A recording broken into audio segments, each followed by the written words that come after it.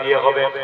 এবার বিশ্ব নবীর সাহাবী হযরত সাআদ আস-সুলামি 400 দিরহাম হাতের মধ্যে নিয়ে মদিনার বাজারে ঢুকে গেলেন।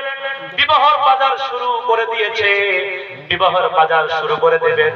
এমন সময় হযরত সাআদের কানে কানে কে যেন বলে গেল, ও নবীর সাহাবী সাআদের, বিবাহের বাজার তো ভালোই করতে এসেছো, তুমি কি জানো এই মুহূর্তে বিশ্ব নবী যুদ্ধের ডাক দিয়েছে?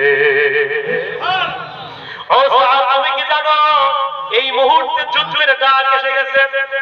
এই কথা যখন সাদের কানের মধ্যে পৌঁছে গেছে, বিশ্বনবীর সাহাবী হযরত সাআদ তিনি চিন্তার মধ্যে পড়ে গেলেন, বিবাহ করব নাকি যুদ্ধের ময়দানে চলে যাব, বিয়ে করব নাকি যুদ্ধের ময়দানে চলে যাব, এই চিন্তা তিনি বারবার করছিলেন।